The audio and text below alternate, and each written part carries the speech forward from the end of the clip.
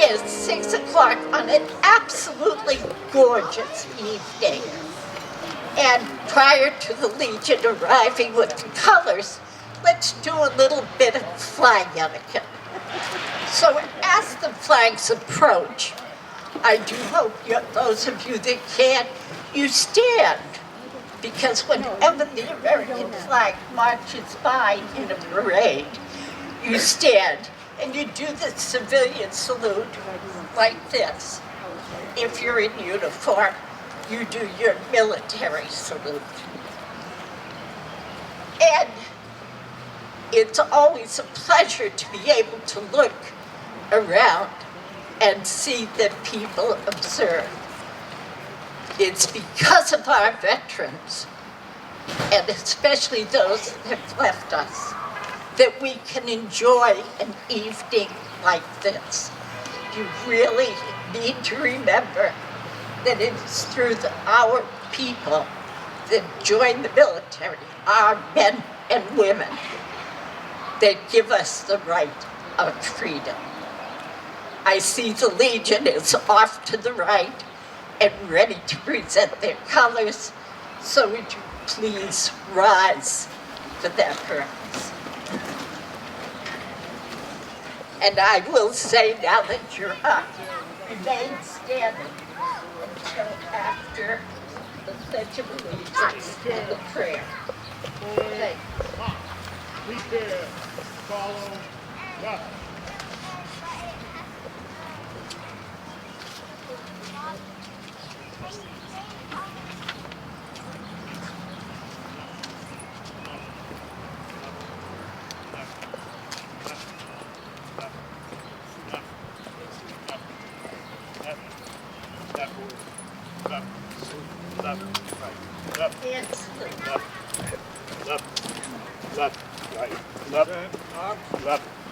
Detail, mark, time, mark. Swing it around. Swing it around. Detail, halt, freeze. Rifle, present, up. Colors, post. And salute.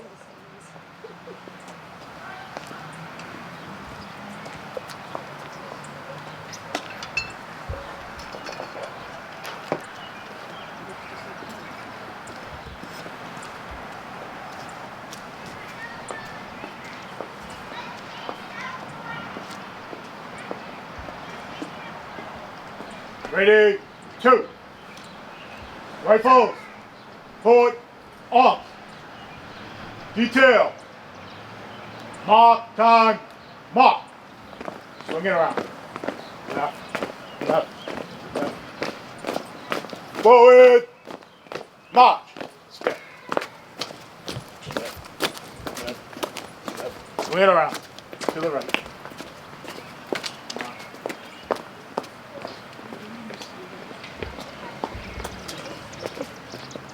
While we are standing, let us just take a moment for a silent prayer to all those that have served our country, especially those from Dover, and are no longer with us. Thank them for giving us the freedom that we enjoy. Detail. On. Cover.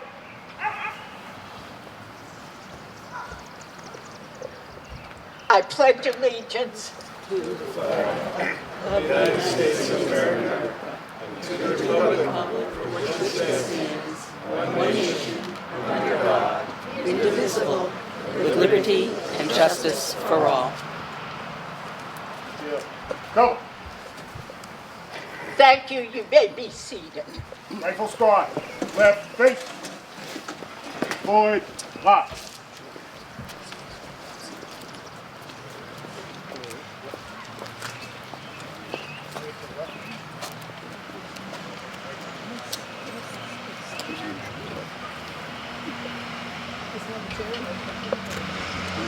I'd like to introduce to you now those people that are sitting to my right and left.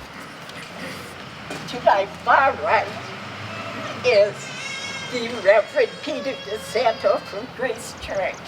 Thank you, Peter. Then we have the Reverend Dr. C. Maxwell Olmsted from the Dover Church. These two gentlemen I can always count on being here for us, and we thank them especially. And then seated, we're going to skip the next person, and then seated right here under my thumb is a committee member named Chris Jackman. And to my far left and your right is our wonderful moderator, Jim Brupetti, our Dover Selectman. And I always have a tough time saying John. I call him JJ. So if you guys want to call him JJ, call him JJ Jeffries. And then we have Mr. Robert Bob Springett. And again, I'm going to forget him for a minute. I do want to let you know that Denise Garlick is so sad that she can't be with us tonight. She had her first knee done quite a while ago. Came out perfect. So she decided to have her second knee done. And the doctor hasn't told her she can leave yet. So she sends her greetings to all of you. She made a special phone call to me to make sure you knew that. Not here, but in spirit, definitely. Now then, the two that I have bypassed. There's this gentleman over here to my right in a very distinguished uniform who has served our country for 32 years. It's a long time. You kids weren't even born then. But it is, if you can't tell by looking at him, he's a Mitchell. He's a Mitchell.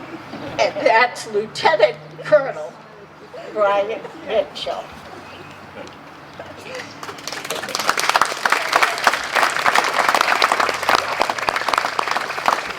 As I said earlier, Brian has served for 32 years in the United States Army, now retired.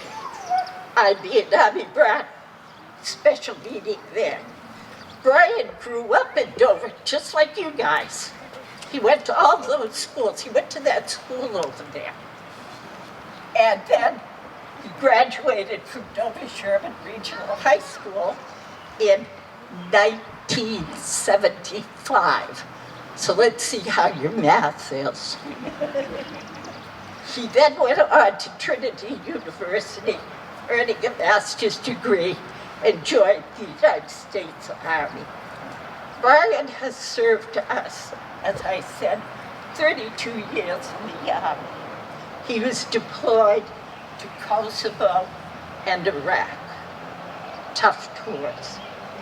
With all his service to our country, he still had time to marry Carrie, had 3 children, is now the proud grandfather of 4, and we thank Carrie for her service as well, because being married into the military takes a lot of work, let me tell you.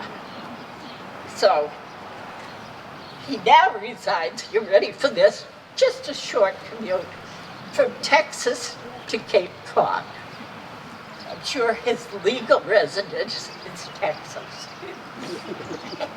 He is a member of the George B. Preston Post-American Legion, and I would like to now welcome Lieutenant Colonel Brian Mitchell. Oh, I forgot to say, he's Boomer's little brother.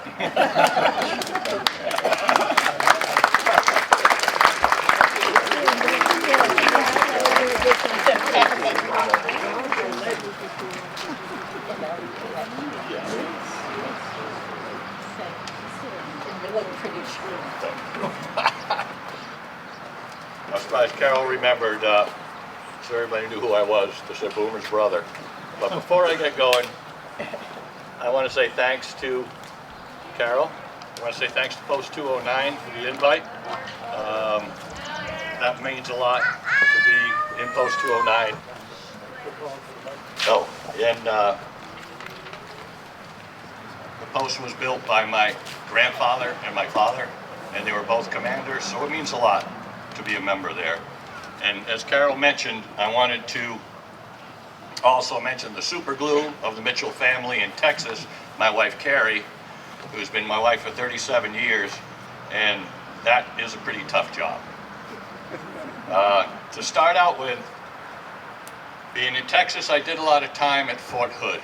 Fort Hood, Texas, when you go through the main gate, there's a sign there, and it says, "The Great Place." I'll tell you, Fort Hood, Texas, where it gets to 110 degrees, it's dusty, everything bites you from bugs to snakes. It's not the great place. And I think most of you might know where it is. It's the place I grew up, right here. Dover is a great place. In the military, people ask me where I'm from. It's kind of a military thing, no matter where you go, what post you're in, whether you're for training, whether you're there for deployments, what you're doing. And everybody asks, well, where are you from? And I always say, I reside in Texas, but I'm from Dover, Massachusetts. The saying goes, I think most of you know it takes a village to raise a child. And being a child here in Dover, the people of this community, I owe them a lot. I owe them a lot. Carol talked to me on the phone and she said, "Brian, you're always the quiet one." And I said, well, not so much in the military, but yes. And I said, Boomer was the one, so I always had to be quiet. I knew better. But thank you all the residents here who kept me on the straight and narrow. I appreciate that. I mentioned my father, George Mitchell. He served in World War II. Everybody here knew him as Mitch, the sergeant. You called him Sarge from the police department. A lot of the men who served in World War II were infantrymen. My dad was an infantryman. Funny story is we used to watch a lot of movies. And war movies, he would see road signs and tell me where he was and what he did all over Europe. And whenever we watched Patton, and you know, General Patton is raved, I've read his books, he would always get mad. And I'd say, "You don't like General Patton?" He said, "No." He said, "I marched all the way through Europe. We were just outside of Berlin and we were told to halt for 24 hours. And he didn't know why. He was just a private. He did his job. He set up his rucksack and he slept. A day later, Patton came by with his tanks and rolled into Germany. And as they watched, he was a radio man who said the radio went off, they were ordered to the rear, and they were to redeploy back to the United States. It's still the same way. The infantryman is out front, the tanks are always behind you, and he thought he deserved better, but that's his story. My grandfather was Leo Maker, a contractor here in Dover, built many houses. He went to World War I. He sailed to France. He was assigned to a combat engineer unit, and that might have been where he learned his trade as he came back to Dover to build houses. Houses today that are still here. His tour was cut short because he had pneumonia. He got pneumonia when he was either on the ship or over in France. And you know, when I looked it up and found out where he was, over 1 million soldiers in World War I contracted disease. Not like that today. It's different today. I'm going to ask some of you, if you would like to maybe go online and read or listen to a speech by a Navy SEAL called Admiral McCraven. He's quite a guy. He talks about the 10 things that make a person better. There are 10 things that make a person better. I went down the list, and in my military career, I have 6 of them. And he starts out, the title is Make Your Bed. And that's what he says. The first thing you can do every morning to accomplish a simple task is make your bed. And when you get home, and no matter whether you fail during the day, you can look at your bed and say, wow, I did one thing right. So it is make your bed, always find someone to help, respect everyone. Don't be afraid to fail, take risks, face your bullies, step up when times are tough, always have hope, and never give up. There's another one by Lieutenant Colonel Dave Grossman. He compares our society to sheep, wolves, and sheepdogs. And he says 80% of Americans are sheep. We all go about our daily business. We all do what we do. We go to work, we come home. The other 10% are the wolves. They are the bad guys, the people that prey on the sheep. The other 10% are sheepdogs. Sheepdogs are our military, our police, and our firefighters. They protect the sheep. Sheepdogs look like wolves, and sometimes they're not really respected like we should be. Most of the time we are, but when the wolves show up, that's when we go to work. And there was a funny catchphrase on that as I got older in my career. He mentioned in his briefing that the old sheepdogs keep right up with the young ones. And that was something to strive for.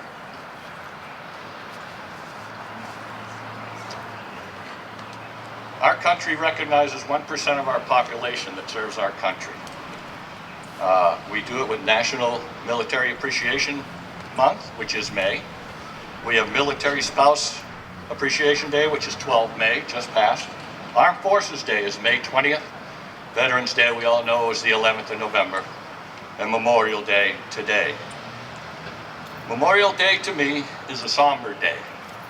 I remember those that gave the ultimate sacrifice. I deployed twice overseas. Each time I lost a battle buddy, a friend, a person, someone I knew real well. He died for this country. They both did. Danger is part of military service, no matter if you're in the Army, Navy, Air Force, Marines, the Merchant Marines, as we forget, and now Space Force. That one kind of cracks me up. I always try to say Space Ghost, if you remember that cartoon. On a training flight, when I was at Fort Bragg, I was in a UH-60 Black Hawk. A call came from air traffic control that we were to fly to the closest landing zone in LZ, and there was a C-130 that crashed. It was a training mission for the Air Force for a C-130. After landing, I ran into the wreckage with a fire extinguisher, following the medic and the mechanic who were carrying a stretcher. 4 airmen died that day. They died on a training, just training for our country. Also remember, today, as you see me here, it's not about me. Today is a day that we celebrate the memories of the people, the soldiers, that gave their lives for this nation. We should be grateful, and as the saying goes, freedom isn't free, and the military folks, the veterans, they know the cost. In the conclusion, as a veteran, it's my job to educate the civilians what Memorial Day is all about, and I do that. I am a service officer for the VA. I work with soldiers weekly, daily, to make sure they are taken care of and get their medical assistance that they deserve. Every veteran that served in a war zone has a similar story to mine. While we deal with these memories, let us remember, please, Memorial Day and the men and women who sacrificed so that we can have a better life, do our remembrances and do our respect. I really appreciate y'all being here today. It's an honor for me to be here in a town that I grew up in, a town that I love so much. And I appreciate y'all being here and support. Thank you very much.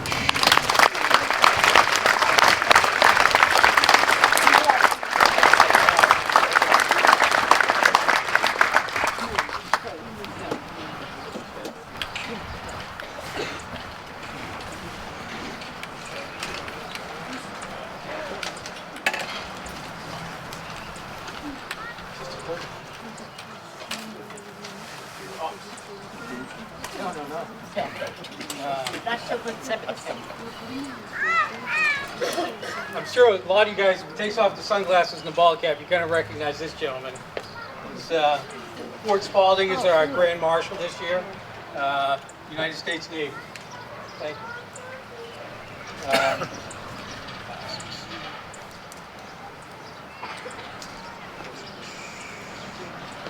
This time, we'd like to get into a tradition that a former member of our committee started, Jay Sullivan. As Brian was saying, there are those among us who serve that walk among us. Most of us don't even know because you just kind of keep it to yourself. At this time, I would like every veteran in attendance to come up, state their name, branch of service, year served where. I'll start. My name's Chris Jackman, U.S. Navy. I served on the Enterprise in the 80s. Ford Spalding, United States Navy, 1963, 1969, Philippines and Washington, D.C.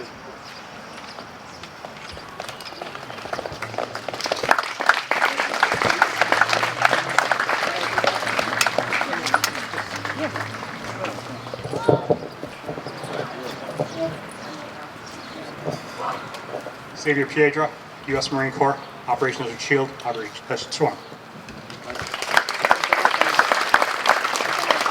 J.R. Johnson, U.S. Army. Devin Reed, Marines, Afghanistan. Sean Carell, U.S. Navy, Somalia, and Iraq. Glenn Blackburn, Vietnam veteran, 65 to 69, Marine Corps. He's got the Purple Heart and a Silver Star.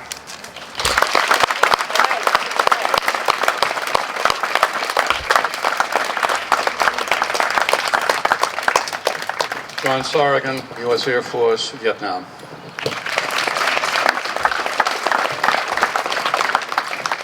Al Stewart, U.S. Coast Guard, Vietnam.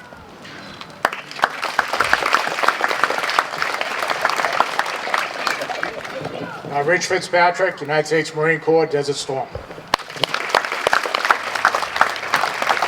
Fred Hartman, Rhode Island International Guard.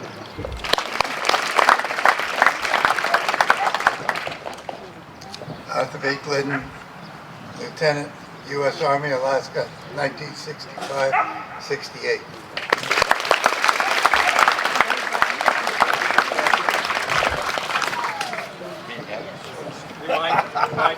I guess I get to remind everyone, Brian Mitchell, U.S. Army, 32 years, and now the best part of it, I've been retired for 8, so thank you.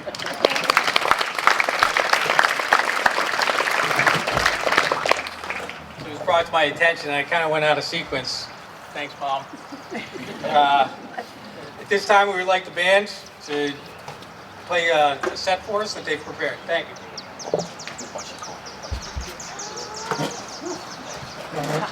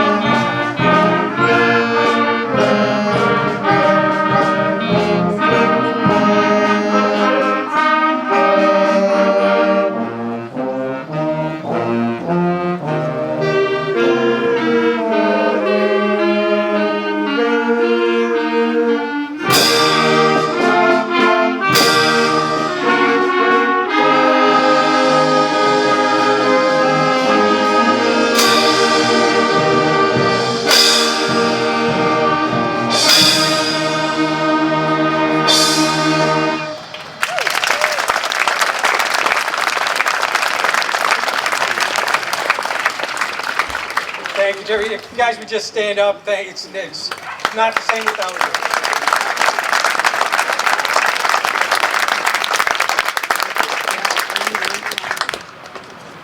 At this point, I'd like to introduce Max Homestead to have some reflections and thoughts on today.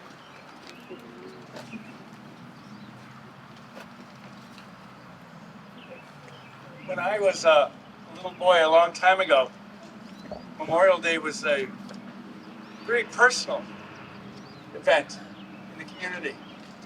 Because back then we were only 20 years removed from the Second World War, and everyone's grandparents or uncles had served or knew someone who had served, and everyone knew someone who had died.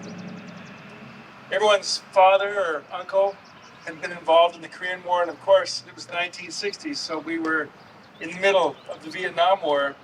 And for those of you who are alive, every afternoon on the 5 o'clock news, they would read out the names of the people who died in combat in Vietnam that day from the town where I grew up. I grew up in Worcester, so there were a lot more people. And when we would go to the cemetery to put flags on the graves, everyone had a story about the people who were remembered there. That they were someone's son, or someone's husband, or brother, or uncle, or neighbor, or best friend, from places just like this, all across our country. And they died far away, in places doing things that we can't even imagine having done. So I wanted to share just a brief quote from James Garfield, who was President of the United States at one time, but he was also a general in the United States Army in the Civil War, so he knew about what he was talking. And he penned these words at the first Memorial Day, which they called Dedication Day back in 1868 at Arlington Cemetery when he was a United States Congressman.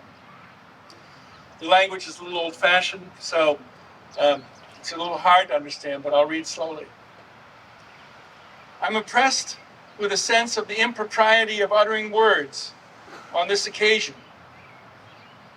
If silence is ever golden, it must be here, beside the graves of 15,000 men whose lives were more significant than speech, and whose death was a poem, the music of which can never be sung.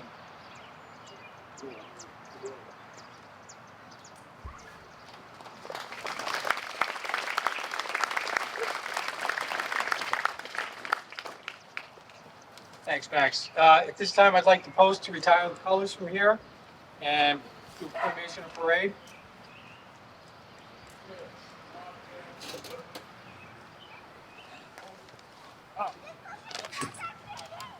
Detail, right, face. Detail, from the file from the left. Look.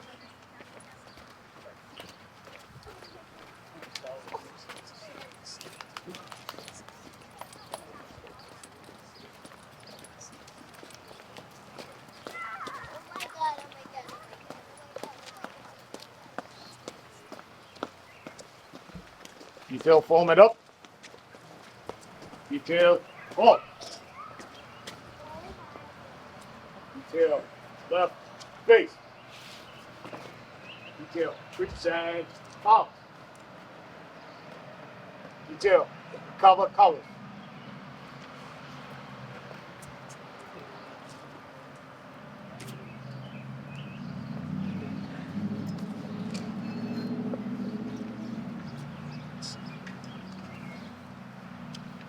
Ready, salute.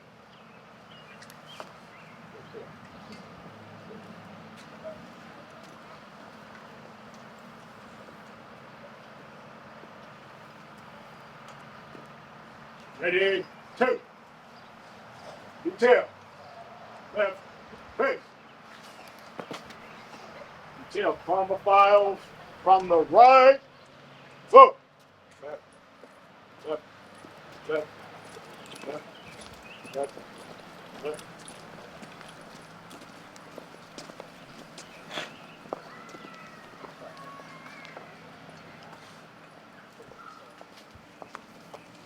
At this time, we're going to fall in behind the post and march to memorial on the lawn and then to Highland Cemetery. Details. Forward. Up. Back. Yeah. Here we go. Get a new job for you. You want me to do the hold the flowers in? I might let you just go.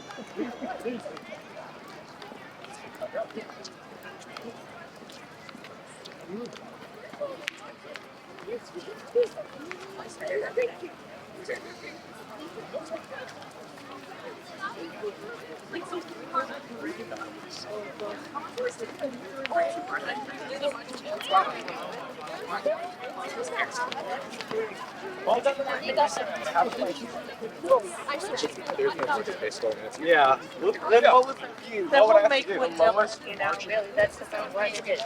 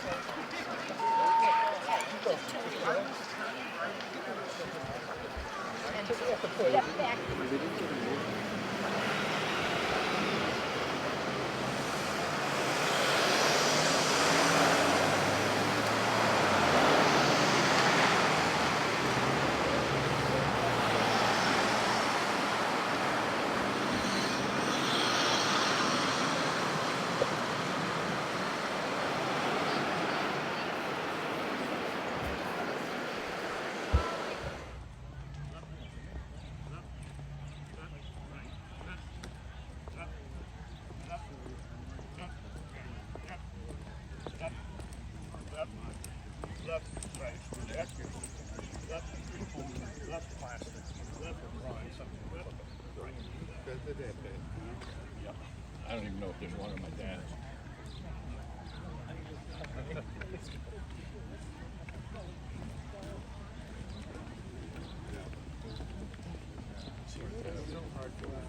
Oh yeah, it's brutal. It's the first time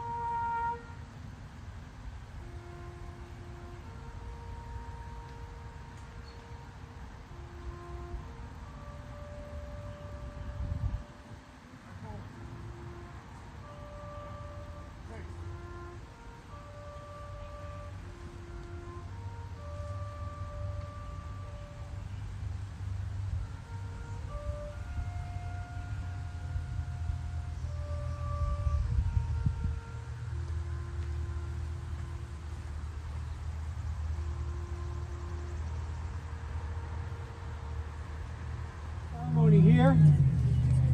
But unfortunately, they locked the flagpole up on us on Friday. It's supposed to be at half staff all weekend, and we would raise it as posted at the flag on the hill. We're unable to do that, but I want to thank everybody for coming today. I'm going to dismiss the post, so they're going to do a ceremony down at their flag, and we're going to give them a few minutes to get that in order. And following here, everybody is invited down to the Legion Post for a little cookout and socialization.